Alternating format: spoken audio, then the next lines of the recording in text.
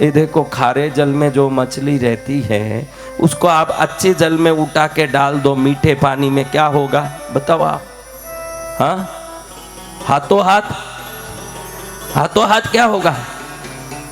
हाथों हाथ ही मर जाएगा। इसका अर्थ क्या है? जो खारा जल में है उसके लिए मीठा जल लायक का नहीं है। जो संसार के कीचड़ में पड़ा है और अभी तक पुण्य नहीं जगा, वो गुरु की चरण में रहना मुश्किल है, वो रह नहीं पाएगा। लक्ष्मी माँ को भी एक दिन बहुत ऐसे दुखी होकर के मन उदास करके बैठी थी, तो नारायण जी पूछने लगे कि क्यों उदास है बे लक्ष्मी, क्यों उदास क्यों है तू? तो लक्ष्मी कहने लगी, देखो प्रभु नीचे देखो, हम ये वैकुंठ में सुगंध में क्षीर सागर में दूध के समुद्र में मौज ले रहे हैं। पूरा समुद्र मीठा दूध का है। कभी लहर झलक के मुंह पर गिरता है तो इतना मीठा दूध मुंह में गिरता है कि मुंह को आनंद आ जाता है। हमारा समुद्र भी यहाँ मीठा है। और नीचे देखो बेचारे सुअर मल खा रहे हैं, मूत्र खा पी रहे हैं, गंदे जी रहे हैं। मेरे को बहुत दुख होता है कि आपने जो दुनिया बनाई उसमें इनको इतना दुख क्यों? इनको भी वैकुंठ में ले आए तो कितना मजा आए, ये भी वैकुंठ में रहें, हमारे साथ रहें, हमारे साथ खेलें, दूध पिए, मौज करें, आनंद लें। विष्णु कहते हैं अरे उनको बनाया ही उसी तरीके से है, वो उससे खुश होते हैं। उनको दूध चलेगा नहीं, उनको मूती चलेगा। तू शांत बैठ, उधर उनका काम ही वही।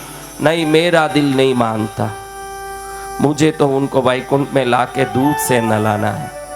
विष्णु ने कहा तेरी मर्जी भाई, तेरे को जो करना कर ले, तेरी मर्जी, तेरी इच्छा, तुझे जो करना कर।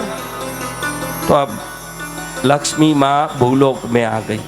भूलोक में आ करके नीचे देखती है जगह जगह पूंछ मरोड़ के सुअर दौड़ रहे हैं इधर उधर, हाँ हु दौड़ रहे हैं। तो कुछ सुअरों की टोली देख के लक्ष्मी माँ गई, मेरे प्यारे बच्चों, मेरे प्यारे बच्चों, माँ है, बड़े प्यार से बोली। तो एक सुअर मुंह उठा के देखा, सोची कोई पकड़ने आ गया है, और जोर से दौड़ा सुअर। ये पीछे पीछे गई, बेटा मेरी बात सुनो, वैकुंठ में आ जाओ, मेरे साथ वैकुंठ में आ जाओ। पहले तो सुअर उसको देखा ये कौन है, मेरे पीछे पड़ गई। सुबह सुबह आराम से हम हलवा खा रहे, हमारे पीछे आ गई माता फोड़ी करने। तो एकदम गुस्से में आ गए सुअर। सुअर कहे कि क्या काम है, बिना काम हमारे पीछे पड़ी हो, कहाँ है तुम्हारा वैकुंठ? अरे वैकुंठ नहीं जानते, नारायण जी जहाँ रहते हैं। तुरंत वो सुअर ने अपने पति को दिखा के बताई, मेरे नारायण जी यहीं बैठे। तू कौन से नारायण जी को बताएगी? हमारे नारायण जी तो यही है, कौन से नारायण जी और होते हैं? अरे तुम नारायण जी को नहीं जानते, जो समुद्र में सोए रहते हैं, शेष नाग पर रहते हैं और बड़े प्रेम से वहाँ सभी जीव राशियों को आशीर्वाद देते, वो नारायण। अरे यहाँ भरपूर आशीर्वाद है, यहाँ पास में ही इतना बड़ा बस्ती है, खूब मल मिलता है, खूब मूत्र मिलता है। और कौन सा वैकुंठ और बड़ा होता है? अरे वहाँ इत्र का सुगंध आता है, वहाँ खुशबू आती है, बहुत आनंद आता है, वहाँ आओ। तो सुअरनी पूछती है, क्या वो दूध जो तुम बोलती हो वो मूत का स्वाद जैसे टेस्टी रहता है?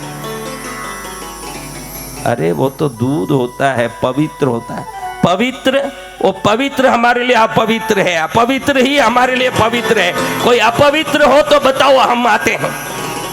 फिर लक्ष्मी माँ समझ गई कि इनको वैकुंठ ले जाना हमारी वश की बात नहीं, क्योंकि ये वहीं रहने लायक जन्मे हुए हैं।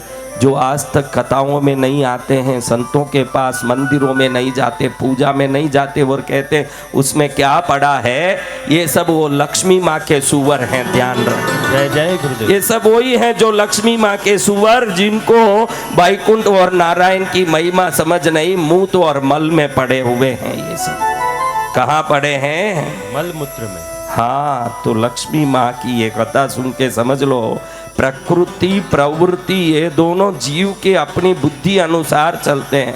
कितना भी गद्दे को हलवा खिला दो, लात मारना छोड़ेगा नहीं। हाँ, कुत्ते को आप कितना भी प्रेम से संभालो, भौंकना छोड़ेगा नहीं। अपनी अपनी प्रवृत्ति है।